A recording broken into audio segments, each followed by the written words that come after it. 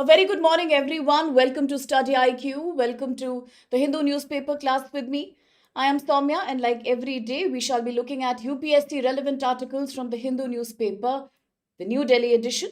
And before I start, here's wishing everyone Happy Republic Day. It's a matter of pride, it's a matter to think and ponder about the great country, the great nation that we are, and with our hard work, with our commitment, let's become an asset to our nation. And I wish that all my students, all my aspirants, absolutely, they are able to clear the UPSC exam, become the future officers, and redefine the complete landscape of our society. So, very good morning and welcome to the class. So, here I have six articles that I have picked up from the Hindu New Delhi edition today. And at the same time, tomorrow we may not have the Hindu newspaper release. That's what the notification said in the morning. So I think there is going to be no Hindu tomorrow because of the holiday. But today we shall be looking at all these six articles. So on the front page is the QR code that some of you might want to use to access the Telegram channel where we share the PDFs every day. And with all this lovely wishes about the Republic Day, 77th Republic Day, we at StudyIQ are also happy to announce up to 77% off on all our courses. So whether you are writing your exam this year in 26 or 27 or 28, this is a perfect time to enroll because up to 77% off is what we announce. And if you use my code to enroll for the course, code SPLIVE, then maximum discount you shall be getting. And on that note, therefore, let me quickly welcome all of my students and proceed with the first article for the day, which is based on GS Paper 2, International Relations. Once again, we are looking at US versus Venezuela. It is not only about US versus Venezuela. It is in fact about US versus the entire world right now. It is about hegemony, domination. It's about how the global south should also come together to oppose and criticize these monopolistic, hegemonistic policies of President Trump. A very big example he has given in the case of Venezuela, the capture of the president, Mr. Maduro. So earlier, it was the same President Trump who used to believe in completely changing the regime and colonizing countries like Iraq, Afghanistan. Today, his policy has changed. He is not changing the regime, he is only managing the regime as a part of his colony. It's neo-colonialism. That's what we are looking at. So let me quickly welcome Hari, Terukula, and Bulbul and Kundan, as well as Priyanshu, then Shakti, Himanshu, Sumit, Santosh, Kavish, Hira, Hika, Kazu, and Vivi, at the same time Ramu. Very good morning there, Sara. Good morning, Nagaraj. Good morning, everybody. Vikash and Utpal and Sitaram and Udit. Very good morning, everyone. God bless you. Happy Republic Day to you. Yes, absolutely. That's a beautiful comment, Madhav. Thank you for that. And good morning, Rishabh and Shlok. And as other aspirants keep joining, let's now quickly proceed and finish our agenda. What's the first article of the day? This is editorial page article, so please focus. The Donroe Doctrine, Venezuela's Fragile Pragmatism. Yes, good morning, Eric. Let's have a look at what the article has to say quickly. Yes, we are looking at GS Paper 2 International Relations. Yes, we are looking at President Trump versus Venezuela. What happened? What has happened? American military has interfered in Venezuela and abducted, captured the ruling president, Mr. Nicolas Maduro, in an operation that was known as Operation Southern Spear, and then it became a more aggressive use of military. It became Operation Absolute Resolve. Operation Absolute Resolve. Very good. Now what is happening? While the opposition leader Maria Corina Machado, the leader who has been given the Nobel Peace Prize for 2025, yes, now she is the opposition leader, Miss Maria Corina Machado or Machado, whatever you call her. She's the Nobel Peace Prize laureate. This lady has met President Trump in White House, and this lady also surrendered her medal of the Nobel Prize to President Trump. Now, this lady has told President Trump, sorry, we do not support any kind of autocracy or dictatorship. After all, that's the reason I got my prize. I'm a pro democracy leader. But you see, might is everything, power is everything. Despite the fact that she is a Nobel Prize laureate because she's a pro democracy leader, she today has, in a way, surrendered before President Trump by giving her medal to this man. At the same time, it is America's CIA that is constantly talking to another opposition leader in Venezuela named as Delcy Rodriguez, who has now been made interim president of Venezuela after Maduro's arrest. This shows America is acting with pragmatism. What is pragmatism? Intelligence. Smart foreign policy. Today, America has understood if I do something that I have done in the case of Iraq, Saddam Hussein, if I do something I did in the case of Afghanistan, Taliban, maybe it's not going to help me. How long will I continue to send military and how long can I support weapons to terrorize an area? After all, people will condemn me, people will criticize me, and it is expensive. Right now, President Trump is saving money. He is in the MAGA mission, Make America Great Again. He is not willing to spend an extra penny on any foreign military, whether it's UN Security Force, whether it's European Union or NATO. He thinks, why should I spend money on militarily capturing Venezuela, like I did in the case of Iraq and Afghanistan? Let me act smarter. Let me put my representative, for example, Delcy Rodriguez, who will act like my representative, and on the paper, it will look like the country has democracy. But behind the bar, behind the curtain, I am the man who is going to run the country. I am the one who is going to capture all the oil reserve. And that is the new foreign policy of President Trump. Pragmatism over military warfare. Now, this gives birth to another doctrine in foreign policy known as the Donroe Doctrine. You all know that in 1823, in America, President Monroe followed the Monroe Doctrine, by which America treats South America or Latin America like its own backyard. It feels Latin America is my territory and no foreign power can interfere here, just like what China believes in the case of Hong Kong and Taiwan, respectively. Today, President Trump has redefined the Monroe Doctrine. It's being known as the Donroe Doctrine because he is actively now going to capture the oil fields and the rich oil regions of Venezuela. Venezuela has been a country which has faced years of sanctions from America that has reduced the profitability of Venezuelan oil. There are oil reserves, but none of them have been utilized. The country is slipping backwards. High inflation, extremely expensive goods and services, hyperinflation. A country that has slipped into narcotic terror totally. It's a lost economy. Today, President Trump says, let me now come and manage all this on the behalf of the Venezuelan people. It is very different from earlier American approach of aggressive military campaign in Afghanistan and Iraq. Now, rather than regime change, he is believing in regime management. He is believing in nation building and neo-colonialism. This is called neo-colonialism, where America's goal is to capture the oil reserve, secure all the oil, put American private companies in Venezuela, take all the profit back home, share some with the people of Venezuela, and treat Venezuela like an oil colony, something like British did to us.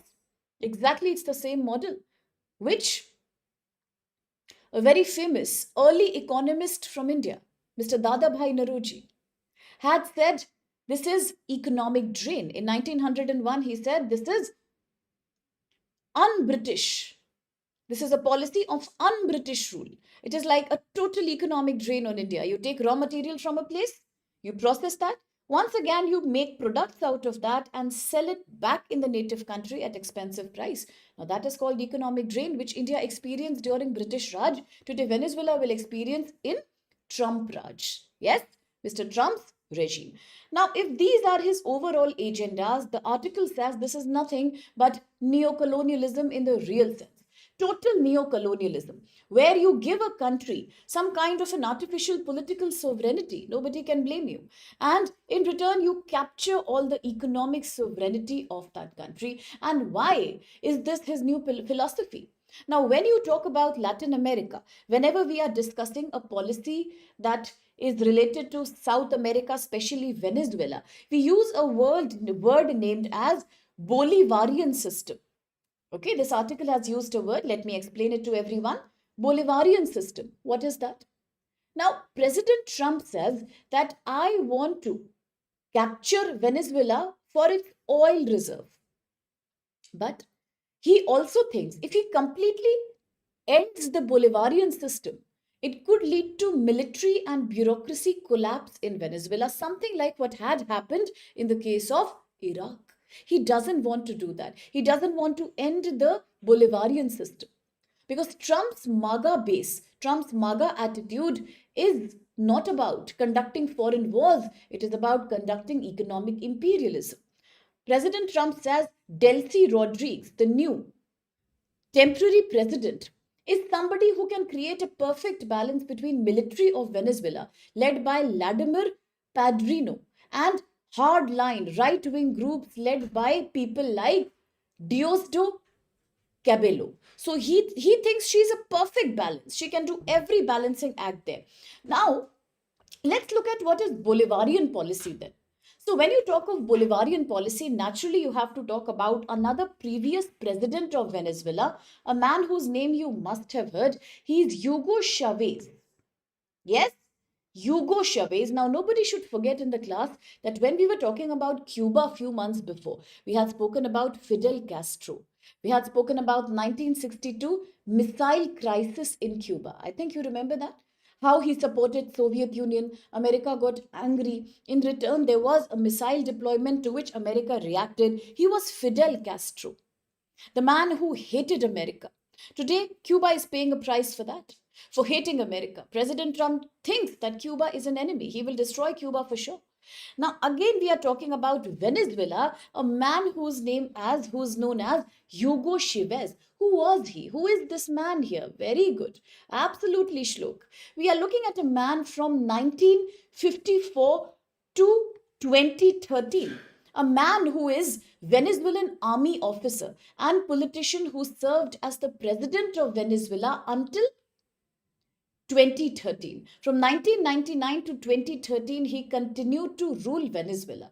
Now, why is he so famous? Because whenever you say Cuba, you think of Fidel Castro. Whenever you say Venezuela, you think of Hugo Chavez. He is the anti-American figure here. He is a right-wing activist who hates America absolutely. A very important populist leader who championed the cause of socialism. This socialistic revolution is known as Bolivarian Revolution. You must have often heard about Bolshevik Revolution in Russia, French Revolution. You must have heard about Marxism. You know that when socialism and communism become too aggressive, it always leads to a revolution. People who believe in socialistic ideology, they feel we can use any weapon to restore equality in society. That's the extreme of socialism, communism, which we study in Marxism, neo-Marxism. Today, same thing happened in Venezuela. The charismatic leader who used to rule from 1919 to up till 2013, he's an anti-American man. He opposes imperialism. He's a strong champion of socialism. And this socialistic revolution created by him in Venezuela is known as Bolivarian system. Today, in one line, if I was to explain your Bolivarian system, I would say it's an anti-America. It's an anti-West campaign. He wanted to reshape Venezuelan politics and society by creating nationalism among people, by expanding social welfare to people, and by starting his anti-American rhetoric. He hates America absolutely. Today, President Trump knows if I try to totally end the Bolivarian system, if I throw out all the Venezuelan leaders who believe in Bolivarian anti-American system, there will be a chaos in the country like what happened in Afghanistan after America withdrew. What happened in Iraq after American army totally collapsed Iraqi leadership. Now he doesn't want to waste time and energy in doing that. After all, he wants the Nobel Prize too. So what does he say today? He says, let us do a very economic model of imperialism without trying to end the Bolivarian system. So what is he doing now? You see, Venezuela since 2010, I've written it here, has been under American oil sanction. You know, just like it did to Iran. Today, same thing has happened to Venezuela. Something similar has happened to Russia. I told you long back. Russian oil used to be $7 per barrel before 25. After American and European Union sanctions, the same oil barrel fell to $3. No wonder its demand in China and India shot up like anything. Same thing happened to Venezuela. Years of sanctions, years of blockages. What has it led to? Hyperinflation. The currency of Venezuela has no value now. A lot of people ask often, a lot of newcomer students ask me that, ma'am, if there is a lack of money, like in Yemen, like in DRC, why don't countries mint their own money? Well, how much money will you mint? Economic growth is always measured in GDP and output. Just by printing paper currency, fiat currency, a country cannot solve its financial problems.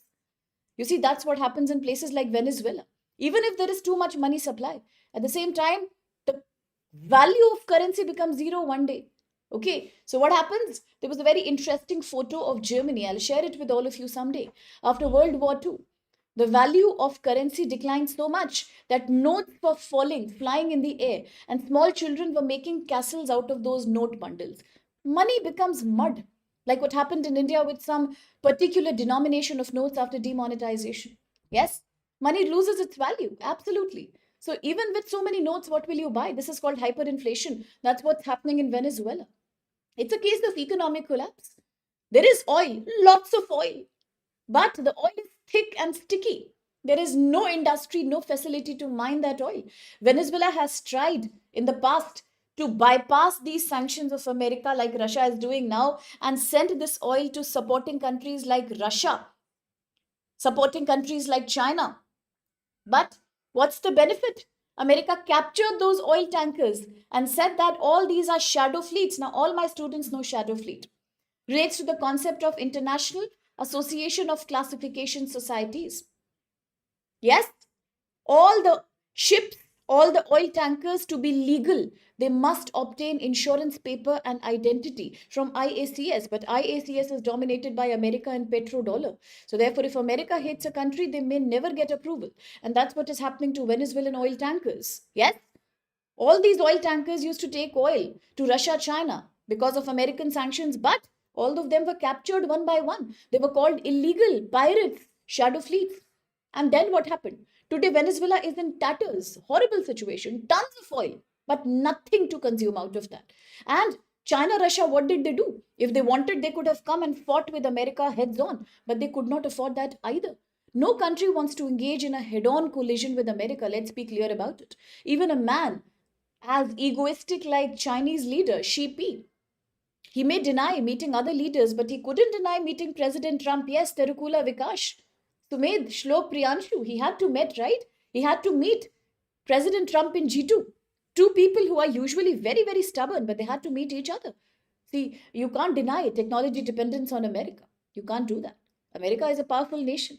Russia and China did not want to fight openly, so they also let go. They said, fine, let them do. And what happened? You saw in the news how many Venezuelan oil tankers were captured. Skipper. Yes, which ones were though? Which ones were they? Skipper, Bella 1, Atlantis, Sophia, and one more starting with C. Yes, Terukula, last time you had told us. All these oil tankers, one by one, got captured. Most of them were carrying oil to poor countries like Cuba, but they were captured. They were called as pirates. They were called as narcotics. That's America's hegemony. So now what is going on and what do we see in future? Today, what we understand is that negotiating with America for Venezuela is the only survival option. Like when you're dying, you will have to depend on steroids. You can't say, no, I'm not taking them. Very good, Vikash. Centuries, yes. Sophia, centuries. Bella 1, Skipper, Atlantis, all these were captured. Very good, Vikash Ramu Madhav. Absolutely, Hari, yes. So that's what President Trump did. Now, today, what choice does Venezuela have? As a poor country, as a country which has been captured, the leader is gone. As a country who is today a victim of America's aggression, it has to engage with America. It has no choice. Now, it has no choice. Earlier, long before, when Venezuela had some power under Mr. Hugo Chavez, things used to be different. Foreign companies were only minority in Venezuela. All the oil used to be, remember, all the oil used to be controlled by the state oil company PDVSA. State, the government used to keep most of the profits, but today things are not the same. Because of America's pressure, the new interim president, Delcy Rodriguez is ready for privatization. She says, yes, we have to allow American companies to come inside. It's a need. We have to reduce hyperinflation that's going on in our country. We have to achieve some decent GDP growth, and she has been successful also. In the past few weeks, for the first time, slight improvement in GDP, slight improvement in oil prices. Why? Because American companies are now coming in. Under her today, increased oil production from 4 lakh to 9 lakh per barrels of oil per day has started in Venezuela. Why? Because she has surrendered to America. Total surrender. From 2020s, America's blockage meant, despite monopoly, the state oil company could not do anything. Today, with America's approval and America's hegemony, perhaps now Venezuela will see more oil production, but Venezuela will get no benefit out of it, because the benefit depends on America's mood. You will get what America chooses to give you. Where will rest of the oil go? It will go to America. It will be used in MAGA, Make America Great Again. This is America's oil diplomacy. Now, long back when President Trump was not there, when Mr. Joe Biden was there, who was a much more moderate leader, he used to use firms like Chevron, and they had limited licenses. Trump stopped all of that. Stopped all of that. And said American companies can enter any nation. Nobody should be able to stop them. Only they will operate on American terms. Oil will be rerouted through places like Qatar, which has America's military base, a key ally of America. And it will only be allowed under US approval. Imports must be from American countries. If any of these nations like Venezuela, Cuba, Colombia want to import anything, it has to be from an American company now, not from any other company at all. And many other traders, therefore, are losing interest. They said we cannot operate purely on the basis of America's demands. Venezuela is today nothing but a subordinate trade partner of Venezuela. There are companies who are unhappy with the decision in America itself. Now, there's a very famous oil company named as ExxonMobil. This company says, look at the quality of Venezuelan oil. It is too thick. It is too sticky. It is very sulfurized. We have no benefit in trying to refine this oil. It's very expensive to refine that. Very pricey. But is there a choice? No. That's what President Trump wants you to do now. President Trump feels if we get oil reserves of Venezuela, all of them, then today we have put sanctions on Venezuela. But if all this becomes ours, we can also start sending it to countries like China and India. Why do you think he wants to export Venezuelan oil to Russia, to India and China? Why? Because right now China and India are the biggest exporters of Russian oil. He hates Russia. President Trump has put sanctions on Russia. He's unhappy. He put sanctions on us also because of that. He doesn't want Mexico, Brazil, India, China to buy Russian oil, but we are buying in heavy volumes. He's having a smart strategy now. He says, let's take all the oil from Venezuela, slowly remove the sanctions, and now we will refine that oil and send it to China and India. Growing economies. Why will they have to depend on Russian oil? Now one new pressure will come on us. One big pressure. Tomorrow he may come and tell countries like India that now I'm ready to provide you subsidized Venezuelan oil. Stop buying oil from Russia, buy my oil. In that case, what shall we do? What will we do? So that's a bigger question countries like India are left with. Directly, this article is not saying, but that is for up to us to interpret. What shall we do then? Once again, a diplomatic tussle probably may be on the cards. And ultimately, what will happen now? He will reduce our dependence on Russia by imposing Venezuelan oil on us. That could be the larger intention this man has. Now, again, the issue is, what do we learn from all this mess and all this chaos that's going on? What we learn is that there are 3 lessons, okay, very clearly from this article. 1, over dependence on one resource is very risky. Blindly, you can't depend on America or Russia or West Asia. You have to diversify. Second, economic diversification, for example, export diversification, oil import diversification, it helps, but it cannot protect you against America's intervention. It cannot. Today, very smartly, India has chosen to diversify the oil. Okay, fine. If America is not supporting us, let's buy from Russia. But tomorrow, I'm telling you, it's a very scary thing. We are more scared actually. I mean, I'm feeling scared after reading this article. The author is not saying that though directly, that if what he says comes true, that now I will reroute Venezuelan oil through Qatar, my base, into countries like India, China by refining it.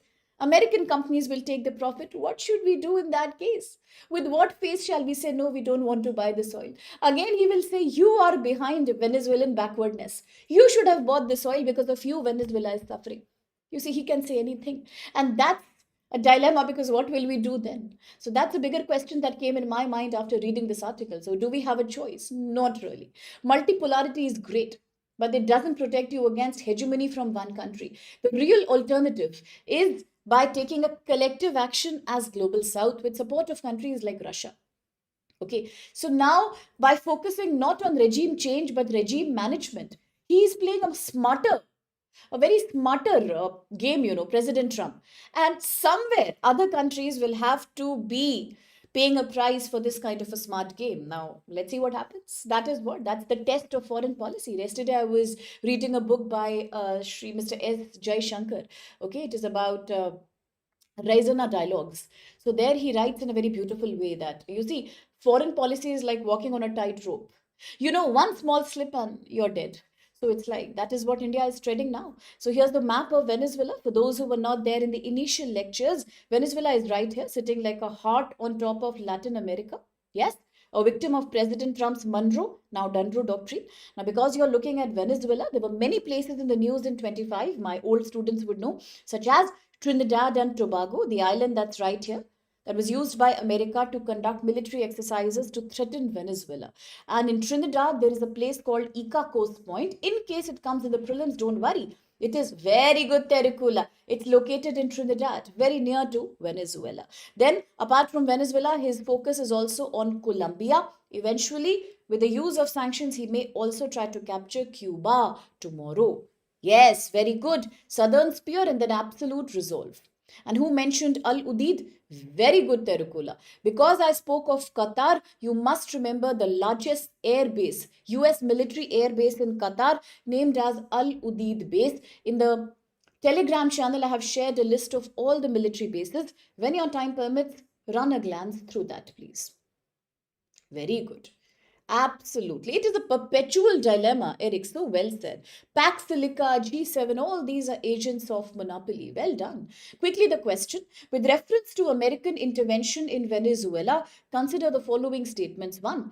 America has shifted from a policy of regime change to regime management in Venezuela to avoid institutional collapse and prolonged military engagement. Second, despite strong rhetoric against America, Venezuelan government under the new interim president Delcy Rodriguez has followed pragmatic negotiation to ease sanctions and revive the oil sector. 3. China and Russia actively challenged America's naval action against Venezuelan oil exports, reflecting the strength of new emerging multipolar world order. Slightly twisted, but if you think you can answer, because I know conceptually most of my students are clear. I think all of you must be clear, except for the ones who've joined maybe this week.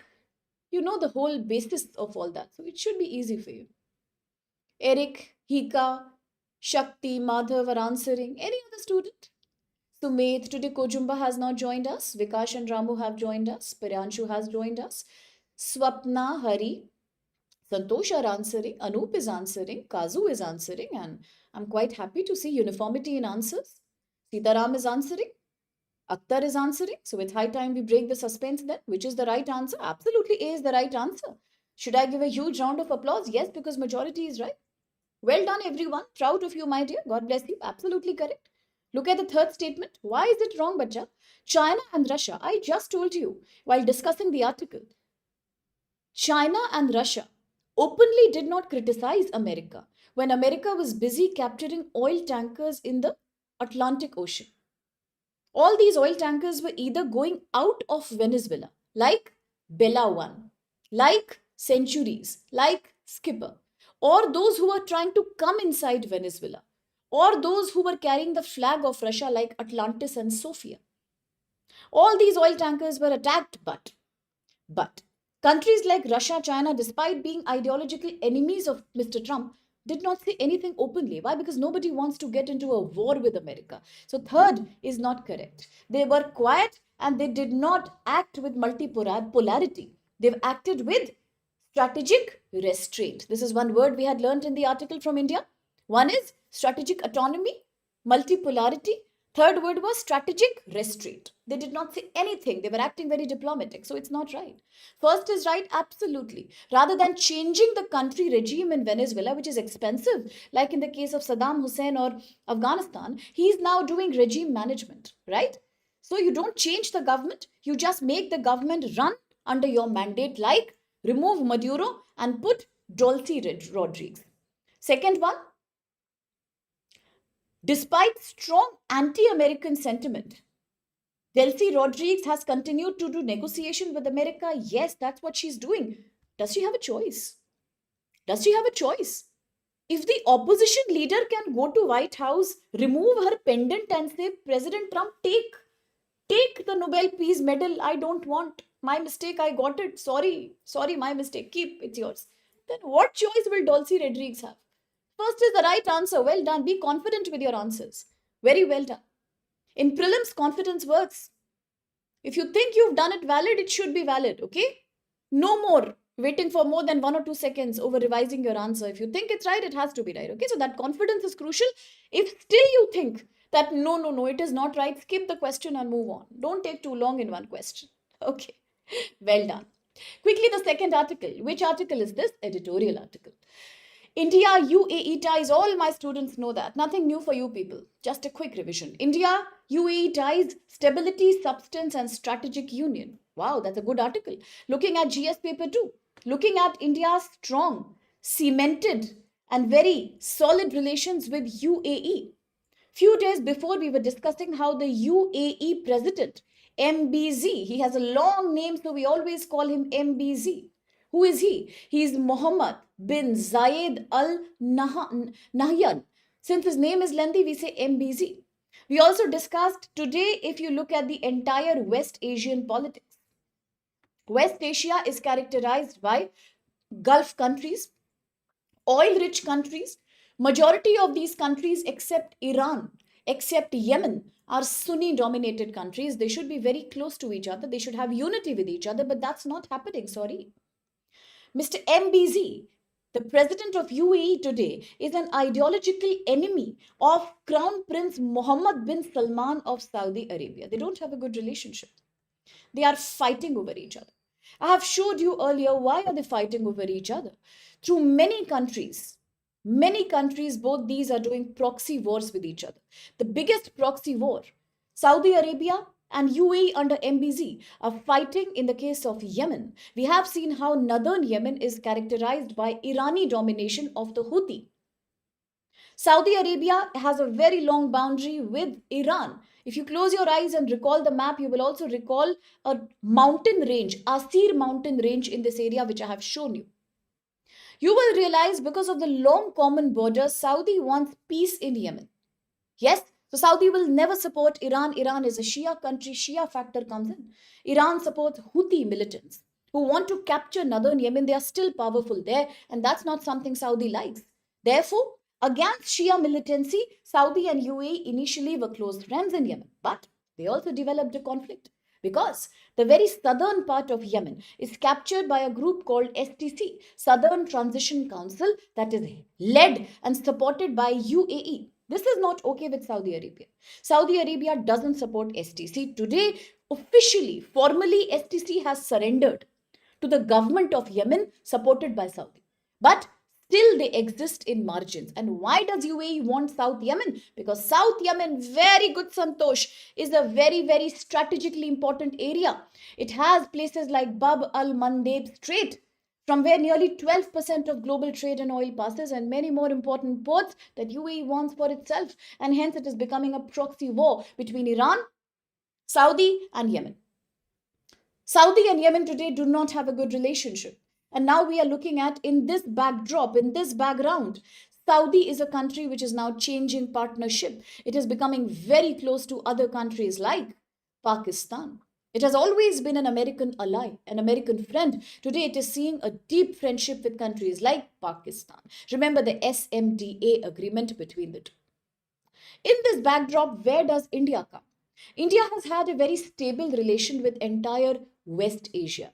We are having a quite diplomatically normal relation with Iran, with Israel, with Saudi, with UAE. In fact, recently India UAE have signed a CEPA, Comprehensive Economic Partnership Agreement, because India is busy diversifying India's export market. So India cannot afford permanent enemies in the West. Plus, West Asia is a crucial point for India when you look at IMEC, INSTC, IMTC, IMEC, India Middle East Europe Economic Corridor, INSTC, International North-South Corridor. So India will be very stable when it comes to its relations with West Asia today. When you look at this small country called UAE, let's look at the map first. It's right here. UAE, look at the location of UAE once again. Try to memorize the whole map so that with closed eyes you remember everything. Look at UAE. UAE is almost like a crown that is trying to enter another country called Iran. And the place where they both collide with each other becomes a very important strategic point in Iran, named as Strait of Hormuz. Strait of Hormuz. Strait of Hormuz. Here is UAE. Look at the location in Persian Gulf. Look how it has a border with places like Oman. We just spoke about Yemen, the southern poor country here, the poor neighbor of a rich Oman. Look at the big boundary Yemen and Oman share with Saudi Arabia. That's the location. Okay, now coming back to what is going on. Amid too much global conflict, very good. Amid too much problematic relations between various countries of the world right now, including America versus the rest of the world, India and UAE remain strong, stable, and they are expanding relations with each other. All this was reinforced as MBZ, the president of UAE, came to India on 19th January. This is the 11th leadership level visit between both the countries in the last 11 years. 11th senior level visit. What has happened in this meeting? In this meeting, MBZ versus India, MBC and India, we are talking about next generation strong Emirati leaders who want to continue looking at India as a partner. The visits between the two that are now constantly going on since 2024 are looking at defense cooperation, nuclear cooperation, energy, education, and economic engagement. Now, this is a very good example to show that India will never repeat the mistake of doing personality driven partnerships. I'm writing it here. Every time you see the PDF, you should get reminded of that. India is now against, India criticizes personality driven diplomacy. And what do I mean, bache, when I say personality driven diplomacy? Yes. What do I mean by that? I mean that earlier, when President Trump was the president of America in his first tenure, before this one, after which Mr. Biden came, Prime Minister of India, Mr. Modi, and President Trump had a great friendship. They were being celebrated like the global political duo. Howdy Modi, welcome, Namaste Trump campaigns were the drum of the hour. They were beating drums about their relationship. And what happened as President Trump came again? 1% respect he did not show to this deep mutualistic relationship. He kept on insulting us, imposing tariff on us, cancelling H-1B visa, forcing us to buy GMO corn, and all of that controversy emerged. Today, India has lost America as a great trade partner, as an export market. So today we realize that we don't need personality-driven relationships. We need what kind of relationship? Institutionalized relationships. When you want to make friends with a country, make sure you have joint agendas. Do not focus too much on one man because people change. No permanent enemies, no permanent friends in foreign policy. Therefore, in the case of UAE, India now believes it is not about MBZ. It's about any future leader of Emirati state UAE. India will continue institutional relation. So no more personality driven diplomacy, institutional diplomacy. Very good, Madhav. That's what we are looking at. Now, what is going on between both the countries? Now, both the countries have signed a CEPA, but they have not signed the CEPA today. I'm writing here so everybody should remember. The CEPA was signed in 2017. I repeat, 2017, CEPA was signed. Comprehensive Economic Partnership Agreement. Now, my students should be very clear about FTA versus PTA versus TEPA versus CEPA. I have promised I'll share something on it. I will. CEPA, the deeper kind of, the very deep relation, deep Integration between two countries. It was signed between India and UAE in 2017. SEPA is not just about giving tariff reduction on goods and services. It is about people to people migration. It is about joint defense collaboration. It is about joint space initiative, joint data embassies, better infrastructure investment, more coordination in artificial intelligence and supercomputing. It is not like FTA. FTA means very narrow. Two countries will reduce tariff on each other. That's FTA. When two countries reduce tariff on selected goods, PTA. When two countries reduce tariff on goods plus services.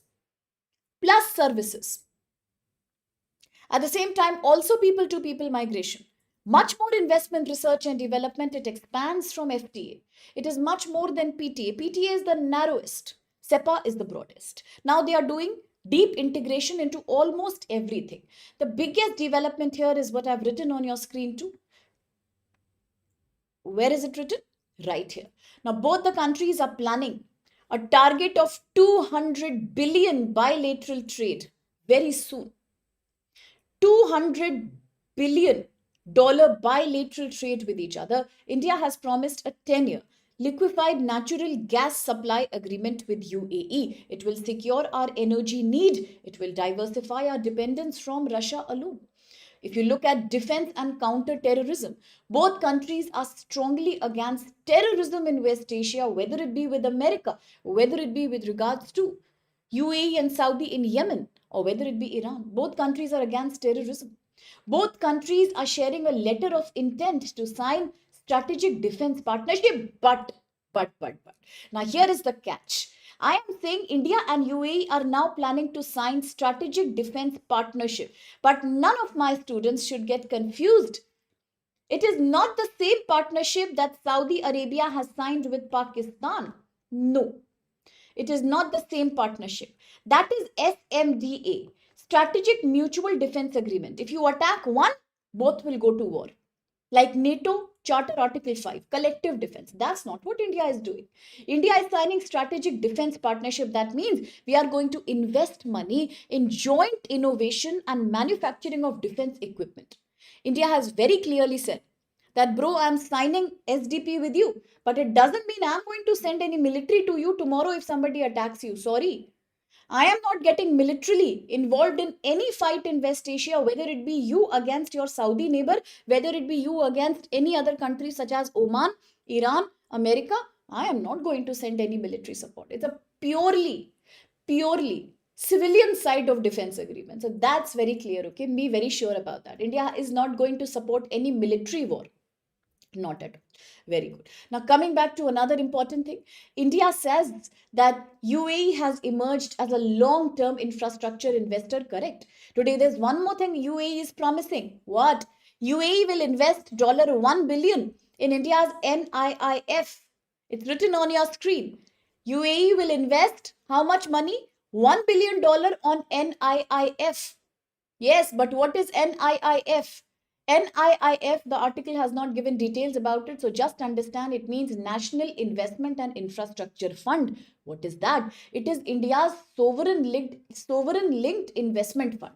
It is created to finance infrastructure and strategic sectors in India. But when was it created? So NIIF was created back in 2015. 2015, it was created by the government of India. Today, discussions are going on with UAE that UAE will participate in some special events in Gujarat. For example, Dholera Special Investment Region in Gujarat, the gift city in Ahmedabad, near Ahmedabad. UAE will invest in airport and port. UAE will invest in railways and energy development. UAE will invest in electronic vehicles, semiconductor manufacturing. Okay, all that is rooted through NIIF, created in 2015, well defined by Madhav. What does that mean? It means National Investment Infrastructure Fund. What is that? It is India's investment fund through which we finance infrastructure in strategic sectors. So don't forget that. Now, what is Dholera? Dholera is now going to be the future hub when you look at the Delhi-Mumbai corridor. Okay, and how is UAE going to support us? UAE is also going to invest by opening offices in India's gift city near Ahmedabad to provide better financial gateway. Yes. Now, if you look at the nature of this CEPA, CEPA, Comprehensive Economic Partnership Agreement, that was signed in 2017, I repeat. Today, it is only expanding. Expanding because bilateral trade has already expanded by 37% in 23. India is exporting 36 billion worth of goods to UAE and importing 64 billion. That is the increase in the total import export. What is the target trade? By 2032, I wrote here, we are going to expand bilateral trade to $200 billion.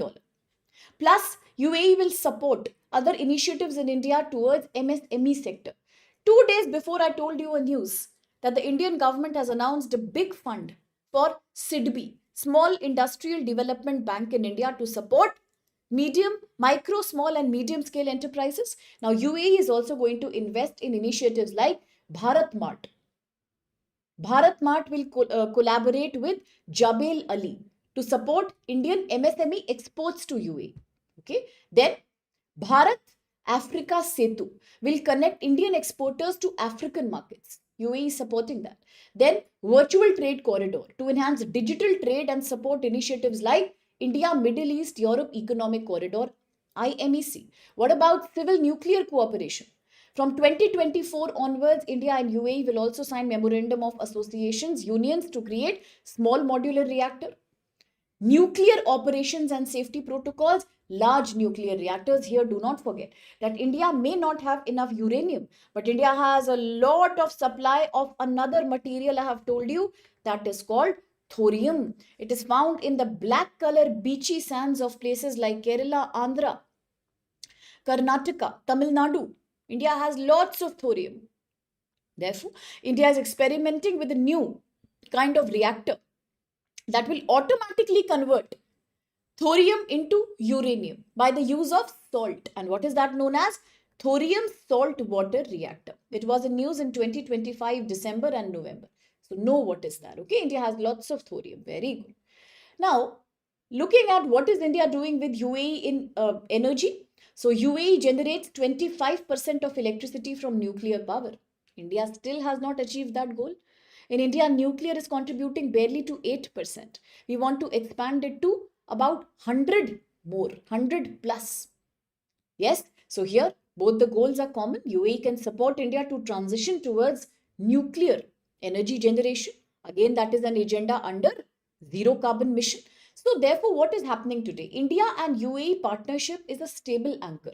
Stable anchor at a time when West Asia is equally under a lot of problem, a lot of mess, by the way. Because you never know what happens in Iran in future. You never know what America does to Iran. You never know how Saudi reacts to Irani situation. How will Israel react? There is no peace between Israel and Gaza, even despite the Gaza Peace Board talks that went on in Davos summit in Switzerland about the World Economic Forum. So in this situation, India, UAE are permanent friends. Just like we told Russia, you are our pole star. No matter what happens in the world, we are permanent partners. Same thing we are telling UAE. No matter what happens in West Asia, we are permanent partners. And today, by signing the CEPA of 2017, expanding that, by saying bilateral trade will go up to $200 billion by 2032, it is a move in the same direction. Very good, Santosh. 5 small nuclear reactors, small modular reactors by 2033. All Indian made. Very good. So that's the pitch of this article broadly. So before we skip on to the third editorial article, I would request you to have a look at the question. Very good. Very, very good. 100 gigawatts of nuclear energy finally. That is what we are planning to create by 2047. Wonderful. It came in the PYQ, correct? So with reference to India-UAE relations, look at these statements. Should be easy for you. It's not easy, but it will be easy for my students. 1. India-UAE signed a CEPA in 2017, after which cooperation expanded to defense, space, energy, artificial intelligence and nuke technology. Second, CEPA between India-UAE has led to significant improvement in bilateral trade. Did I just tell you that in the article? That did CEPA lead to an improvement in bilateral trade? I said yes. Signed in 2017, if you look at the bilateral trade, it has increased by 37%. If you look at India's exports, they shot up by 28%. If you look at India's imports from the UAE, they shot up by 41%. Okay, and strengthened investor confidence on both sides. Third, UAE has emerged as a long-term infrastructure investor in India.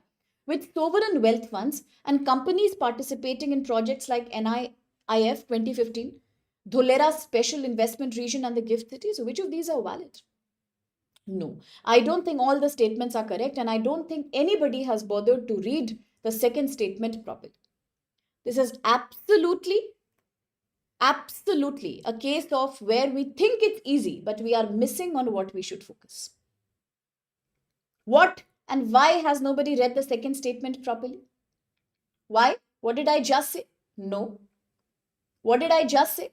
I also said the same thing. So why the lack of confidence? Absolutely, all of you are right. Well done. D is the right answer.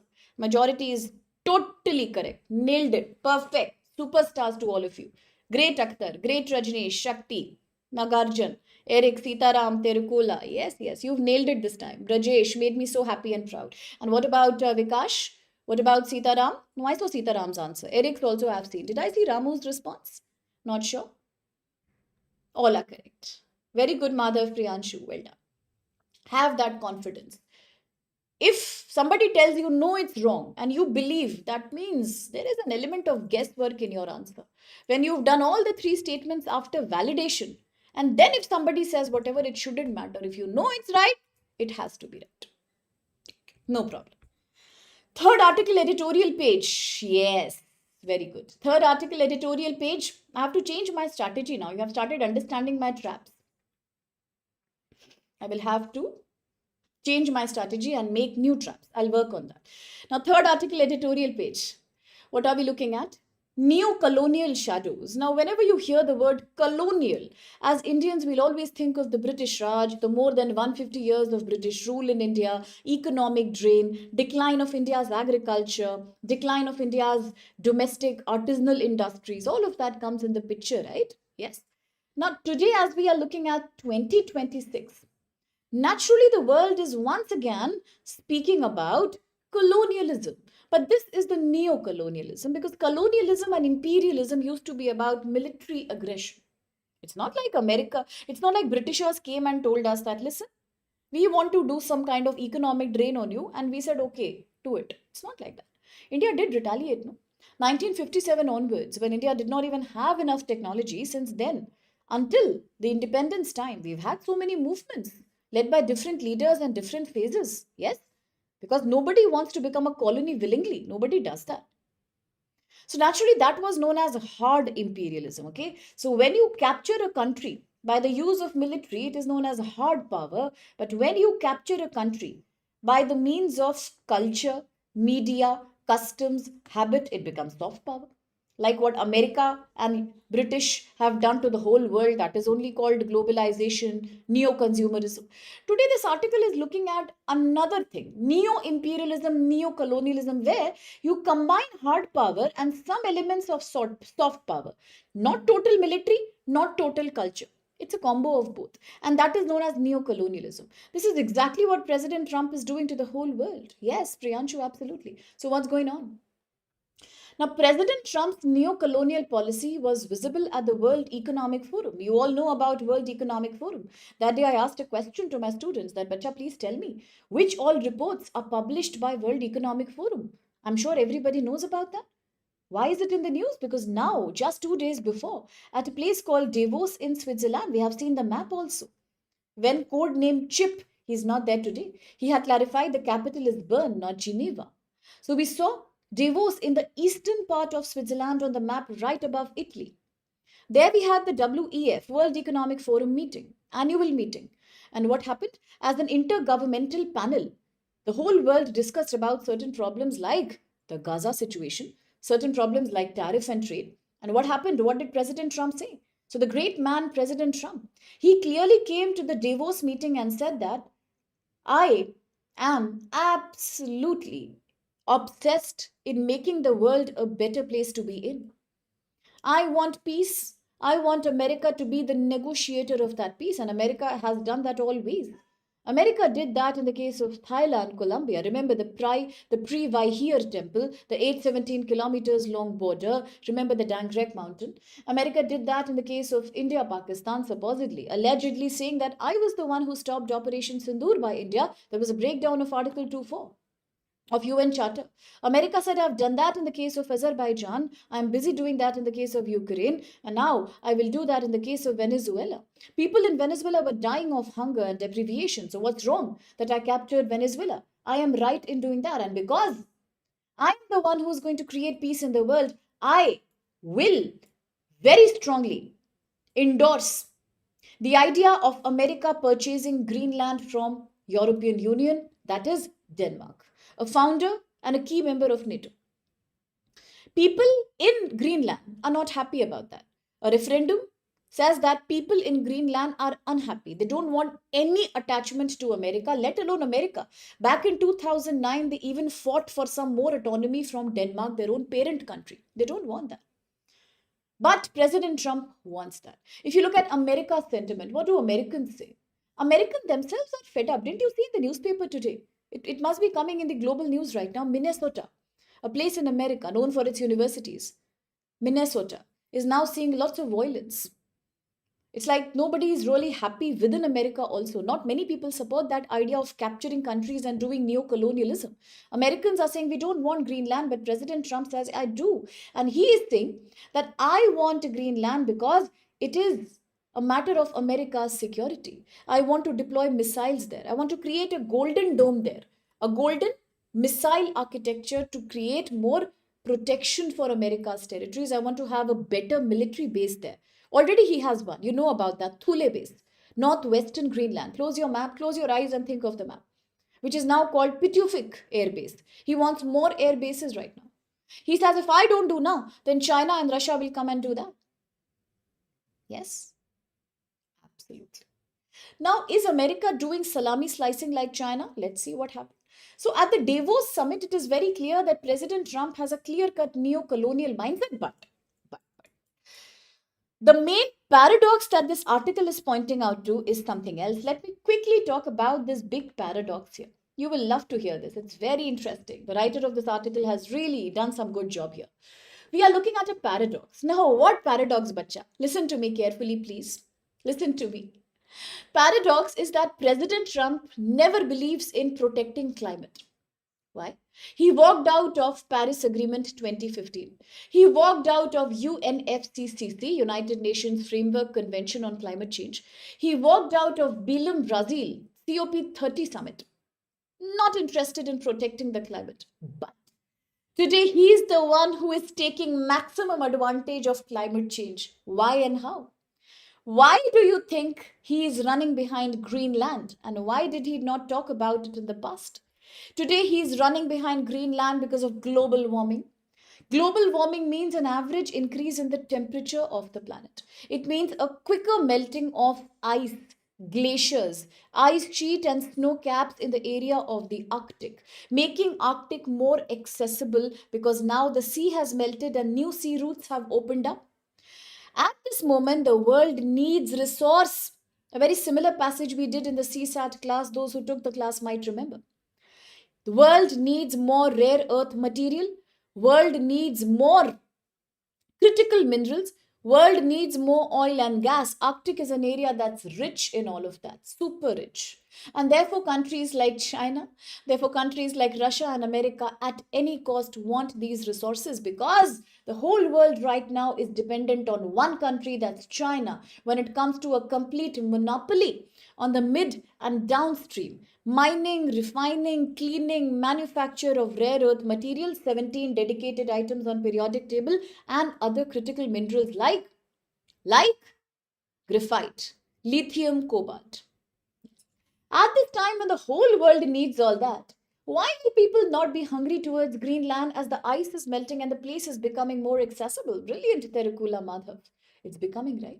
So now President Trump, the same man who criticizes climate protection, is taking advantage of climate change. Now, what a paradox. As Trump, you hate protecting the climate. You are irresponsible. But today, as climate is changing and global warming is happening, you're enjoying that. You are taking advantage of that by making more access into Greenland because of global warming. New routes are opening.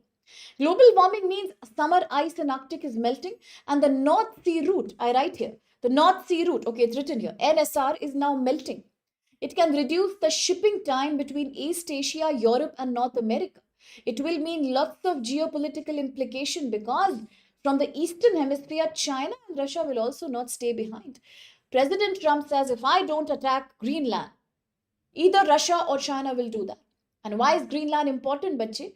Greenland is important because it is a strategic geopolitical position in Arctic. It has rich minerals, gas, rare earth material, very good Eric and very good Terracula. Group 3B on periodic table, 17 lanthanides, 15 lanthanides, plus 1 yttrium and scandium, 17 dedicated group of minerals, absolutely. And China governs that. China controls all that. That's why we are making packed silica. Very good.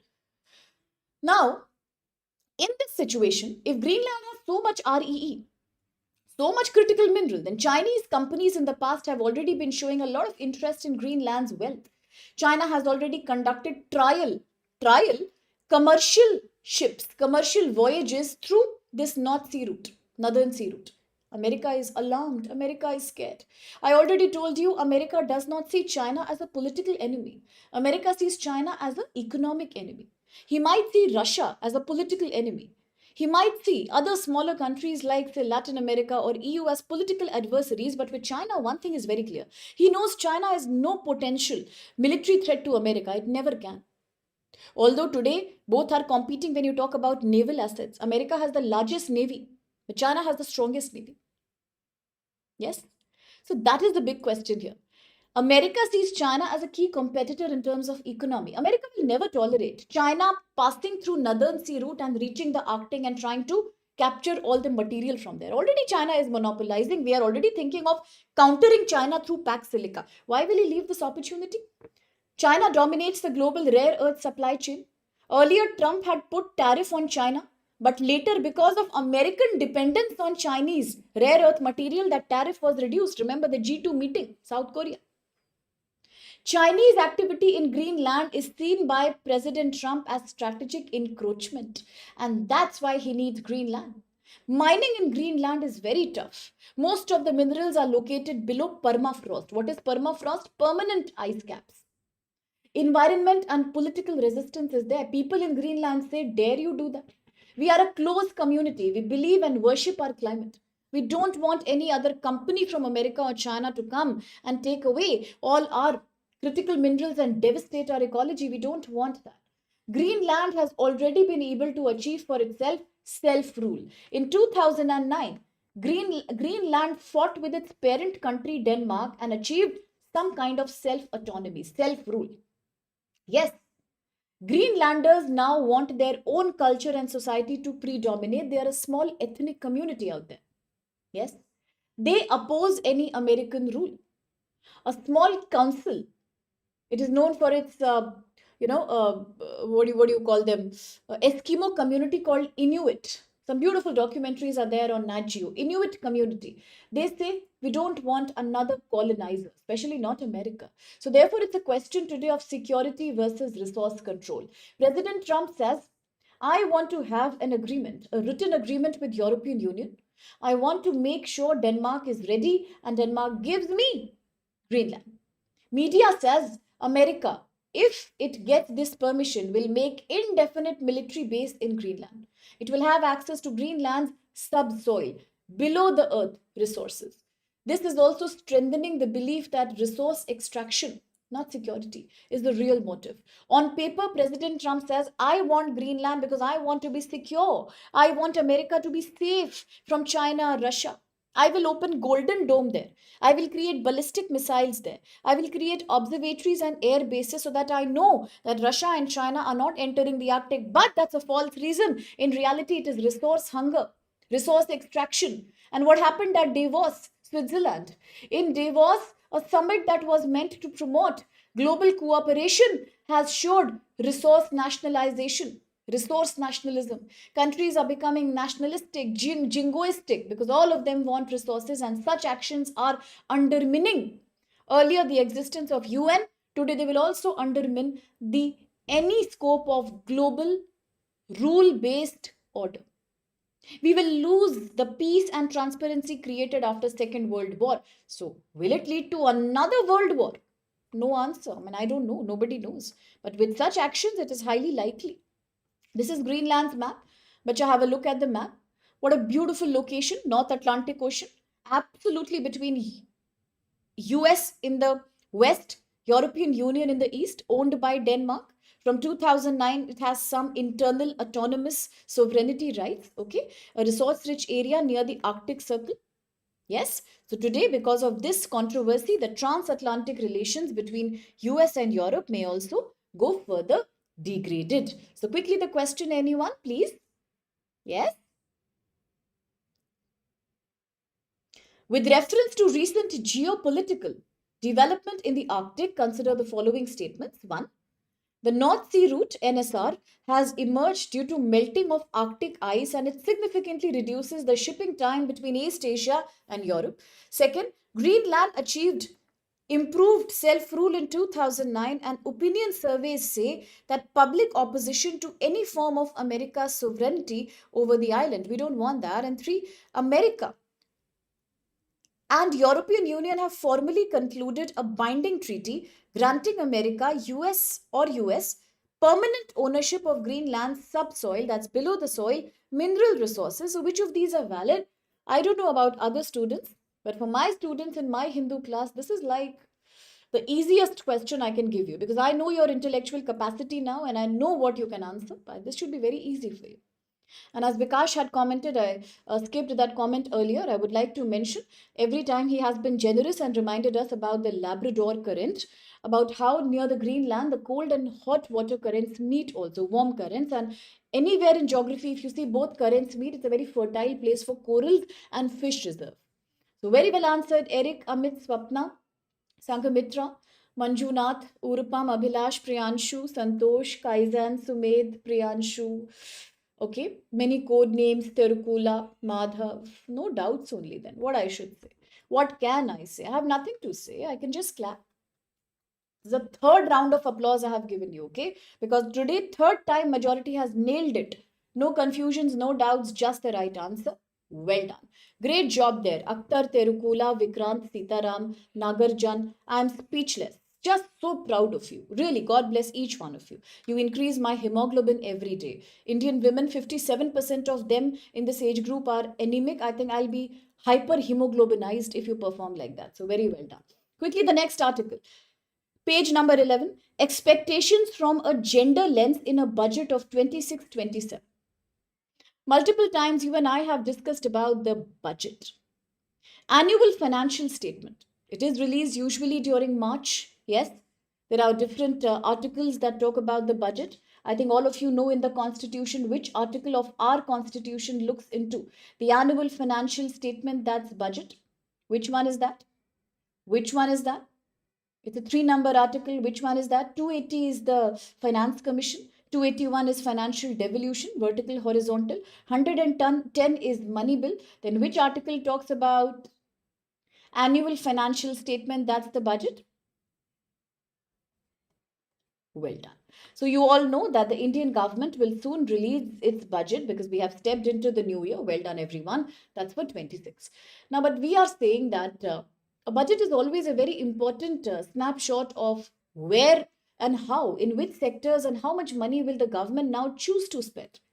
But in India, when you look at spending in the form of budget, gender equality again becomes a very crucial argument point. We have heard about gender budgeting. Whenever you create a new policy, a new scheme, we should always keep some money apart, aside for women to promote their participation, like in the case of your Manrega Act, the VBGRAM bill. Some amount of fund is always reserved to give women employment opportunity. A very good example could be Startup India, Skill India missions, where some money is fixed for women. We need this kind of gender budgeting because historically we know that in a society that has a patriarchal undercurrent, women have always had a backseat when it comes to participation in either parliament or bureaucracy, or say university teaching level, or say state government offices, or for example entrepreneurship. So we need to promote, right, some kind of better participation for women. Very good, Vikash, thanks for summarizing. Well done.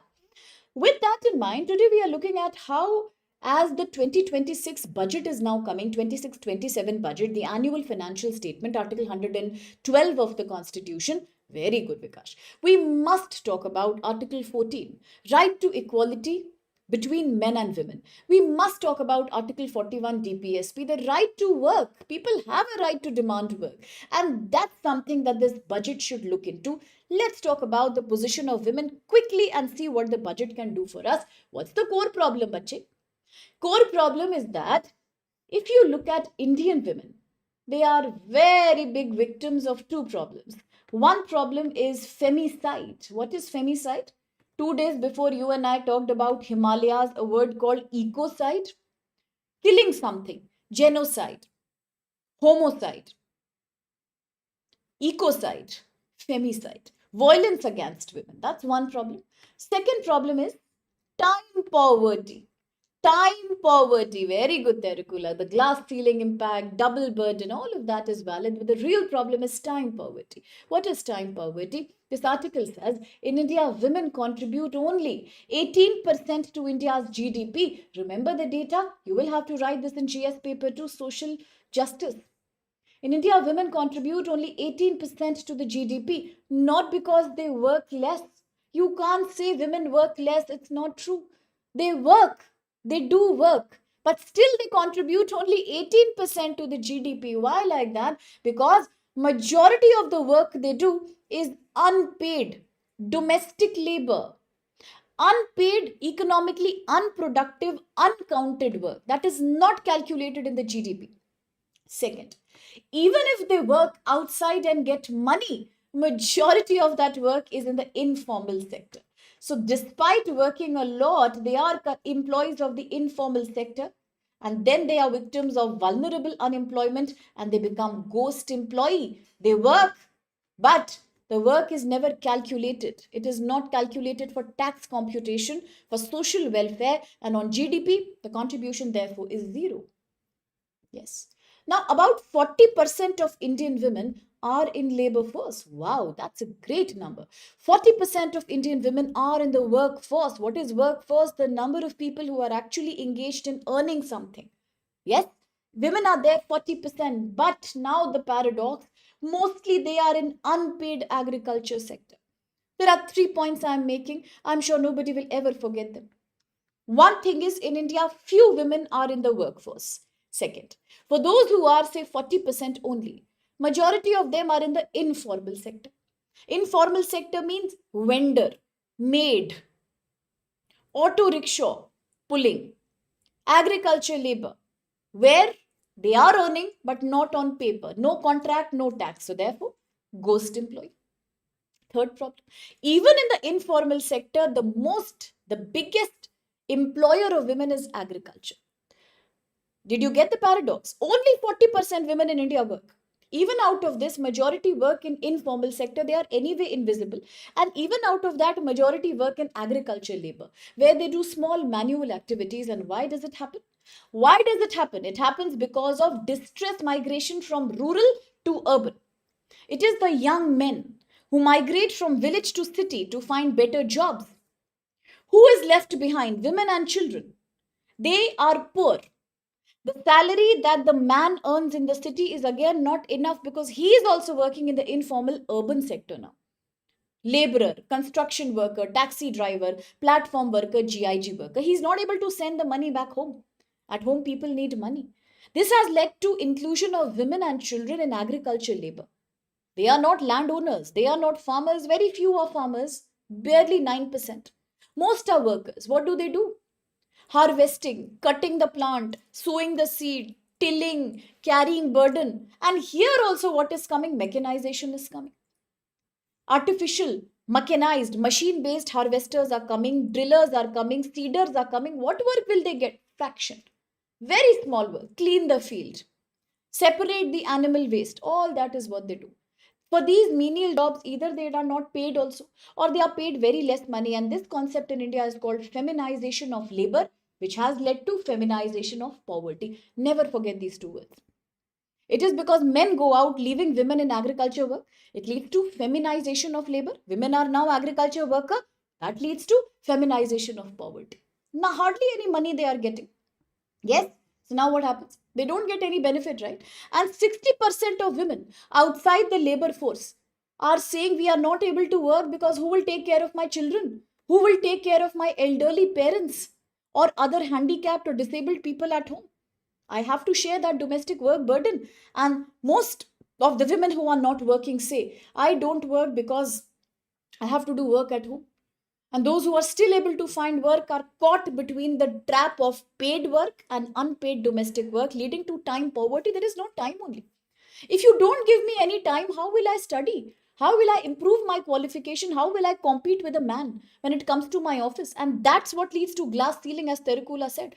Then my promotion will never happen. I'm never gaining any skill because there is no time only, right? Plus, I'm sick on top of that. So what happens? Out and out case of femicide happens, right? Now, why is this happening? Women have a heavy burden of caretaking. That's also the reason why majority women are employed in the pink collar sector. In India, it is a belief that when it comes to becoming a midwife, a nurse, taking care of sick and elderly, it is always women who should do that. Even at home, women should do that. Patriarchy. Lack of skill and decent jobs, absolutely. There is a provision of online job. Awareness is not there. Plus, they also don't pay much. Mobility and safety restrictions with so much violence against women. According to the data by NCRB, National Crime Records Bureau, a lot of people are not interested in sending their, domestic or their own family members who are women to work. Restrictive social norms, culture, religion is also a barrier sometimes. Poor demand for women's labor, absolutely yes. That is always there. Gender pay gap. For the same amount of work, men are given more money. Especially in informal sector, the disparity is very clear. Now, working as a laborer in the construction site, naturally man will outperform the woman because of more physical stamina. Why will anybody hire women? Why will anybody hire women as a Ola worker, Swiggy worker, or for that matter, Blinkit worker, or any other company who is into these fast deliveries? Nobody will do. Nobody will do. Safety concern, capacity concern. So, what can we do to solve this problem? The budget that is coming now, yes, the budget that is coming now, 26-27, has proposed 5 solutions here. Okay, 5 solutions here. What are these solutions? In one line, let's understand. First solution. The example coming from Time Use Survey in 25 has said, in the last few years, the domestic unpaid work of women has increased too much, and at the same time, women are also taking to paid work now. That has meant total gross workload increase. So, therefore, when you create a welfare scheme like PMAY, Pradhan Mantri Awas Yojana, where you are giving subsidized houses to women, only do not think of giving her a house. Create a gender complete welfare scheme. Don't make isolated scheme. For example, I am creating a scheme Janani Suraksha, in which I will give woman a money to deliver a baby. Matritva Vandana Yojana. For her first baby, I will give her some money. Ujjwala scheme. If she wants to buy LPG cylinder, I will provide her for free and subsidized, gas access. Then I will create the a smile scheme, say for example, or I will create Nirbhaya Fund, or I will create one stop station, or I can create PMAY. All these are fragmented. One takes care of delivery, one takes care of gas, one takes care of medical expenditure. That is what causes fragmentation. In this budget, the article says we should create a gender complete scheme. A good example, you are creating Pradhan Mantri Awas Yojana, giving a free house or a subsidized house to a woman. Make sure in that house you give drinking water also. Make sure you are giving electricity also. You are including Ujjwala here, very good. Creating LPG cylinder supply also. Having sanitation toilet also. Clean cooking fuel also. Then we can understand that PMAY can be successful. Very good. There are 2 Ujjwala scheme. Very good, Terukula. Brilliant. Never confuse between two. One is Ujjwala, that leads to giving subsidized LPG gas cylinders to women alongside installation material. Other is also there, it's Ujjwala. That is about protecting women who are victims of sexual trafficking. Very well said. Great. So therefore, we must give them a complete solution as welfare scheme. So this new budget should also include as a part of PMAY, Pradhan Mantri Residential Yojana, Awas Yojana. It should include Jal Jeevan Mission, provide water also. Swachh Bharat Mission, provide toilet also. Ujjwala, provide gas connection also. Rooftop solar, provide rooftop solar installation also. Combine everything. Don't give it fragmented. Second point, care infrastructure reform. I will quickly write down here. Combine everything. Combine everything like Ujjwala. Combine everything such as Swachh Bharat Mission. Then combine Jal Jeevan Mission. Okay, all of that. Now, second is care infrastructure reform. What is care infrastructure?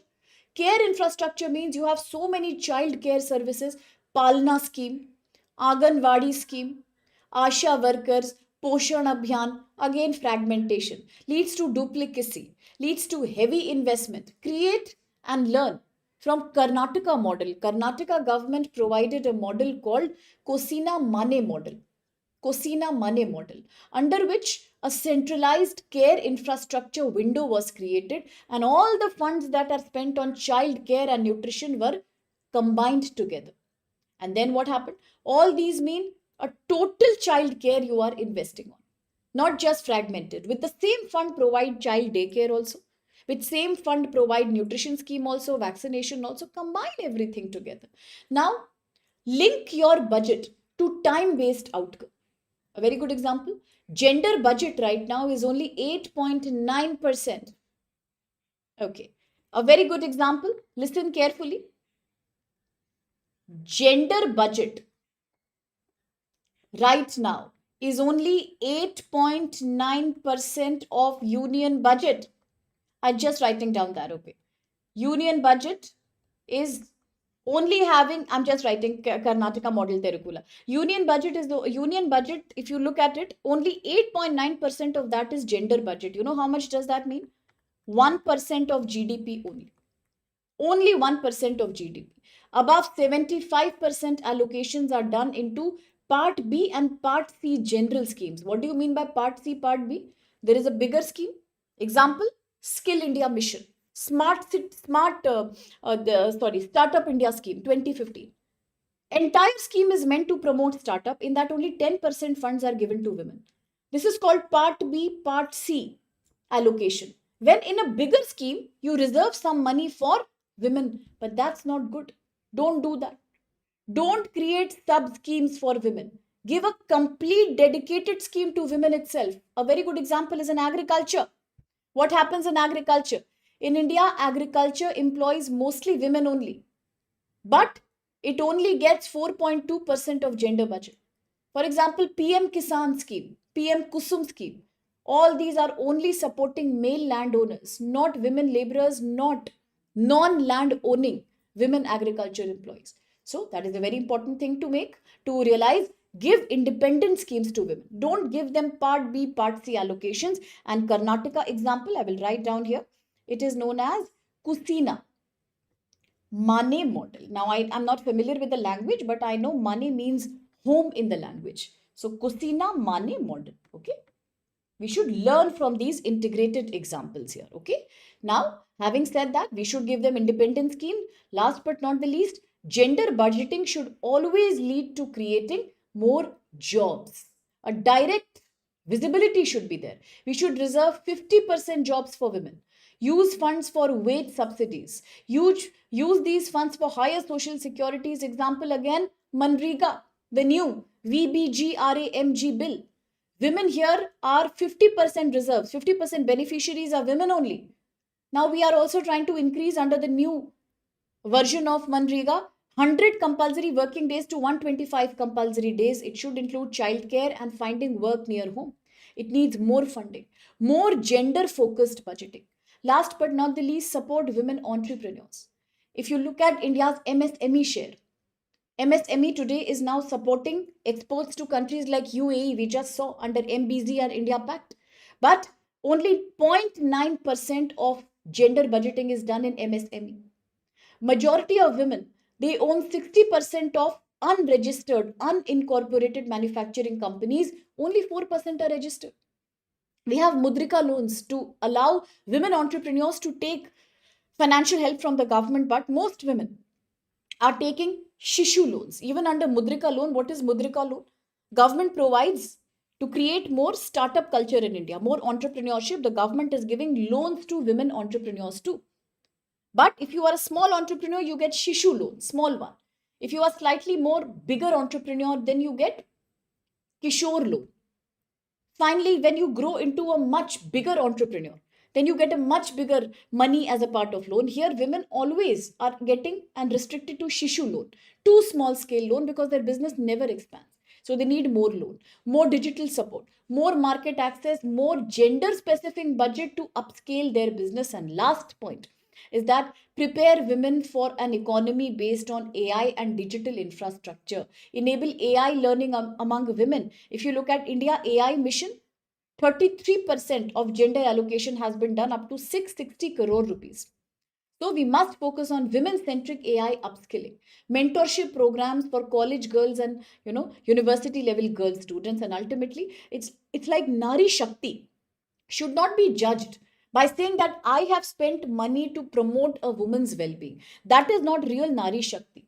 Nari Shakti becomes real woman empowerment when you create centralized, dedicated scheme for women, not allocating part C, part B kind of systems. Then improvement in gender budgeting. Third, focusing on how much gender budgeting has led to more employment and income generation, and how many more opportunities have been created for women. So to tackle the problem of unpaid care burden on women is the biggest solution we can provide to these women. If you want them to succeed in various economic domains, reduce the burden of unpaid work. And very well said, Madhav. Ultimately, we can create SHG, NGOs, correct, to further promote more and more women participation. Okay. So before we proceed to the next small articles, a quick question, last question for the day.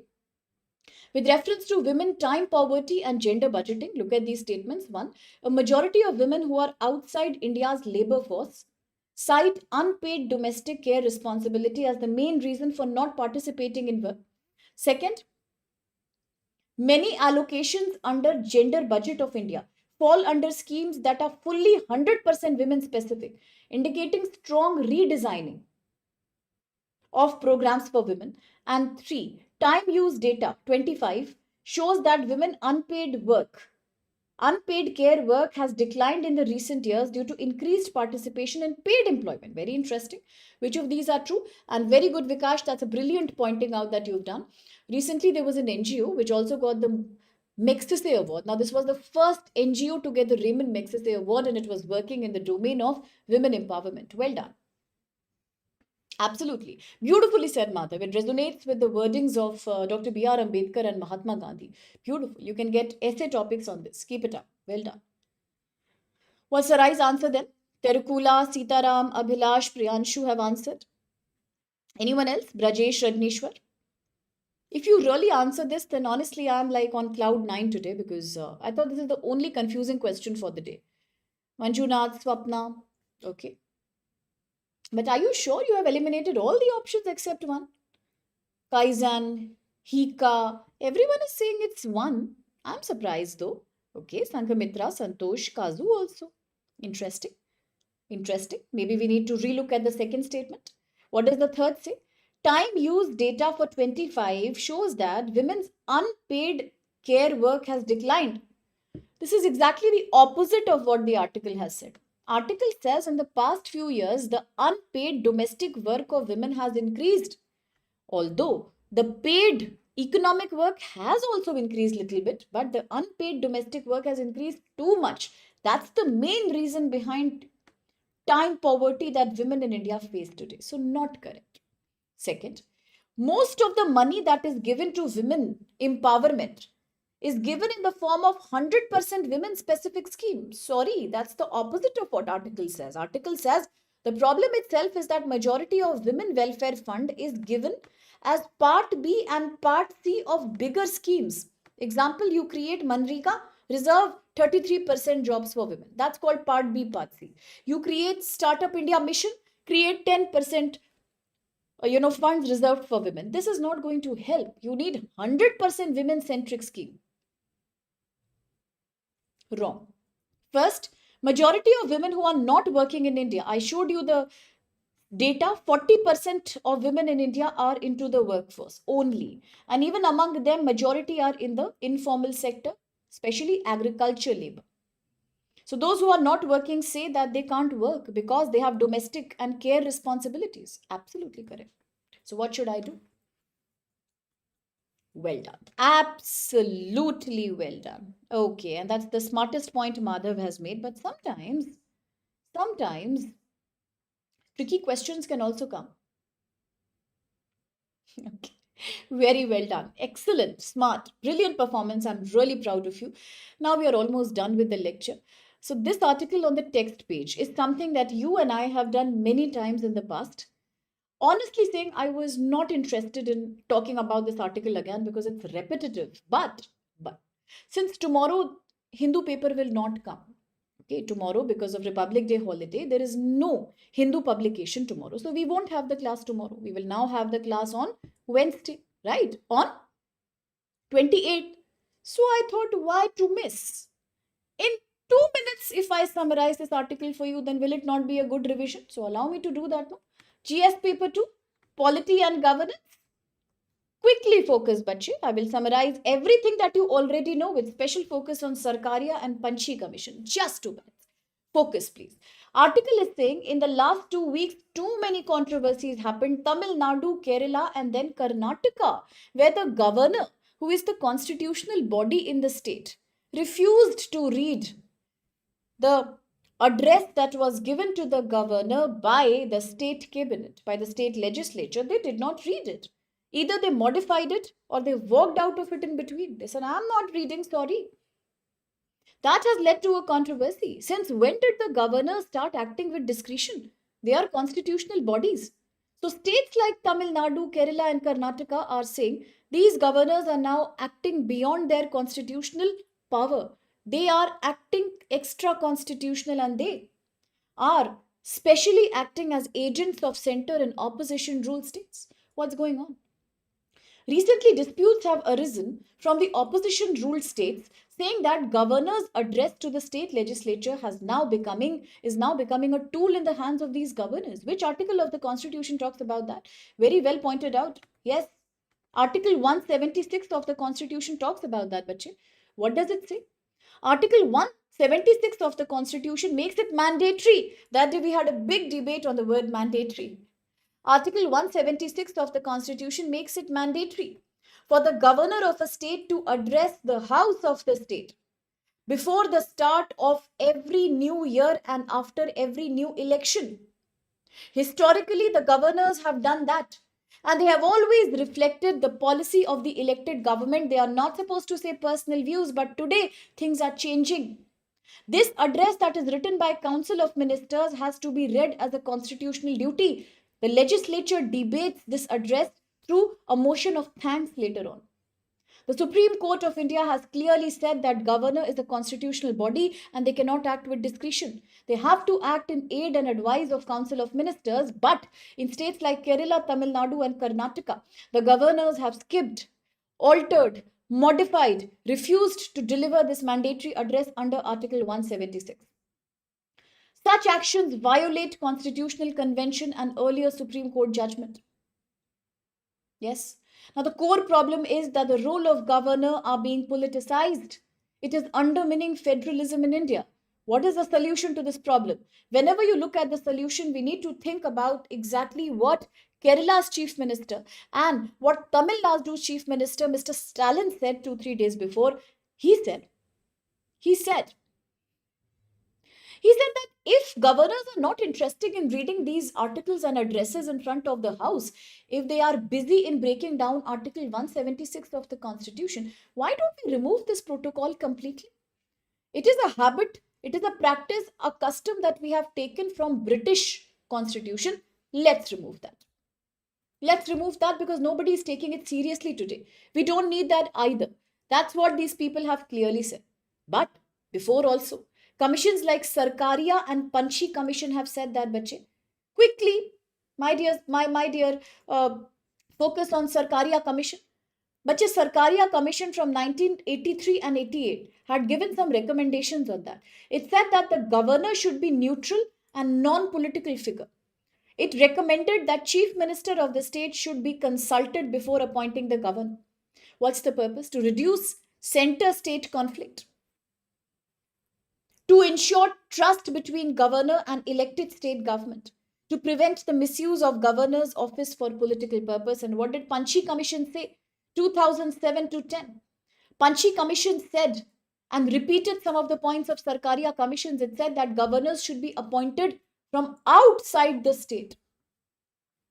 They should be people active in party politics. Never, not at all. They should be appointed from outside the state.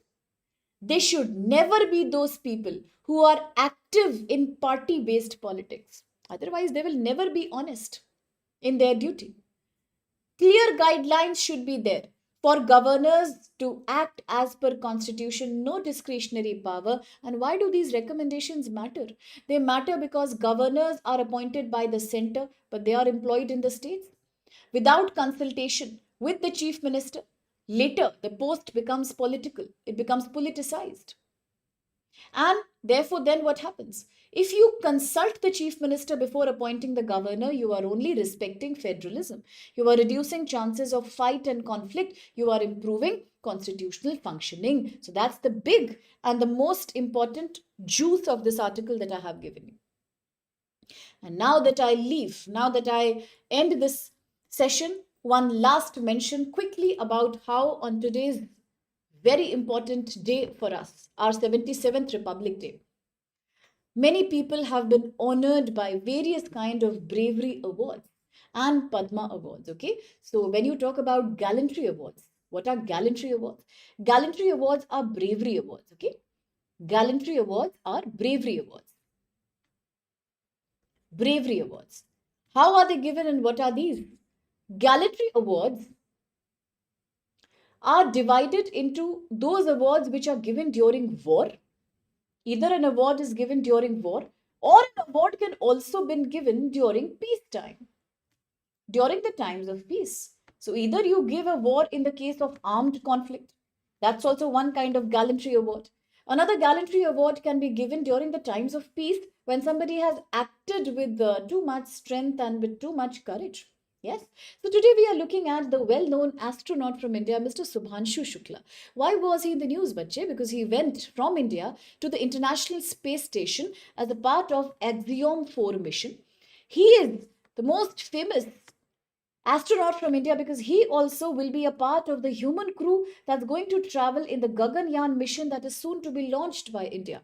The first human crewed mission from India. And why is he in the news right now? He is in the news because he has been given a Ashok Chakra on the occasion of India's revered 77th Republic Day. Okay, that's in the news. So quickly, let me talk about all the awards that are given for bravery during a war period. What are these? The highest gallantry award in India that's given for extraordinary bravery in war in the presence of an enemy is Paramveer Chakra.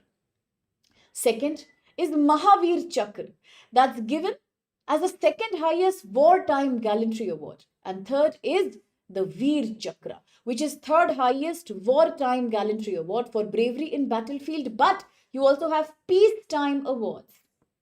What are the peacetime awards? Peacetime awards are those that are given for acts like countering terrorism, rescue operations, and they are also in hierarchy. The first is what your astronaut group captain Mr. Subhanshu Shukla has received today, Ashok Chakra.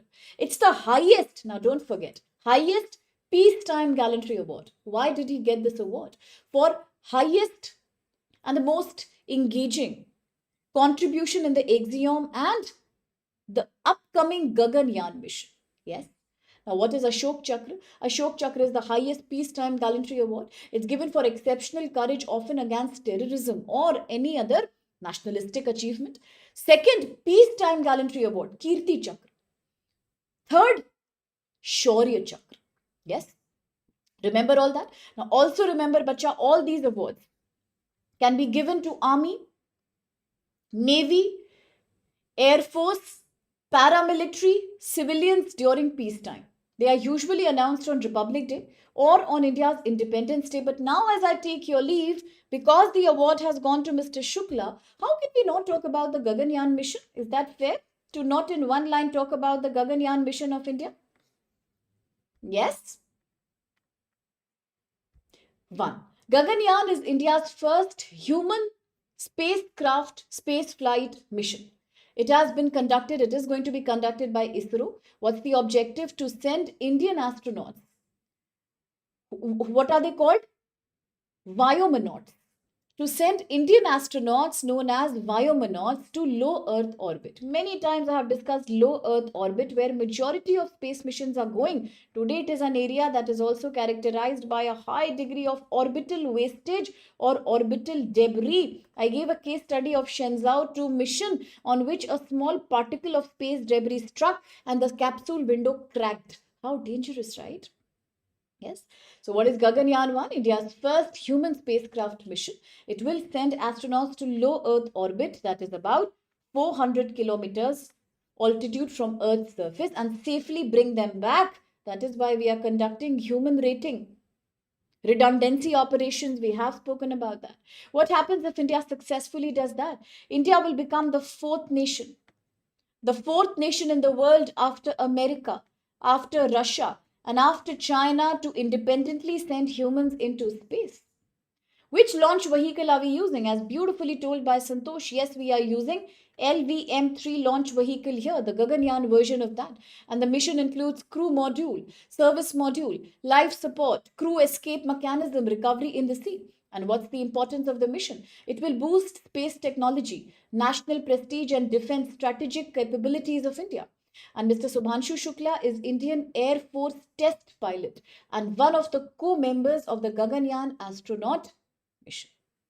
That's it for the day.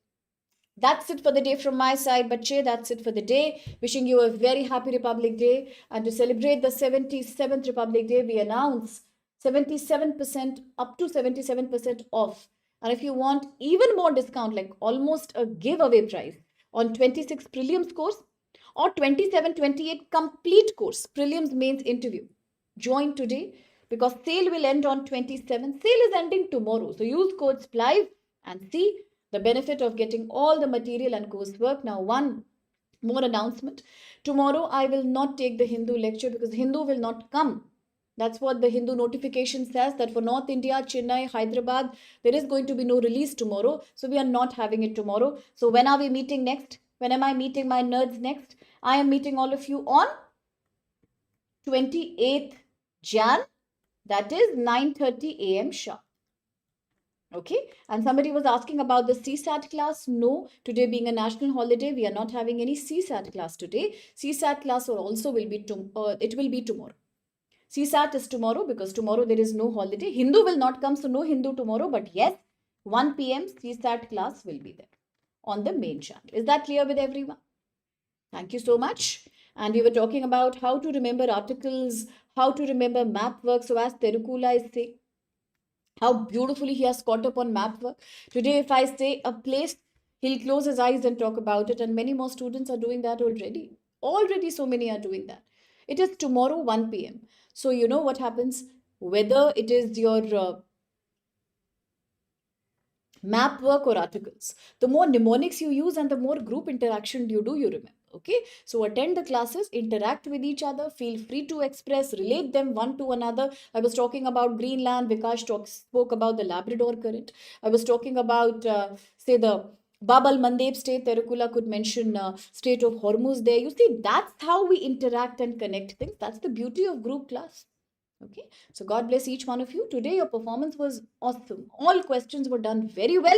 So, with one big round of applause, God bless you. Happy Republic Day. And I'll see you day after tomorrow for Hindu, tomorrow for CSAT. Bye bye.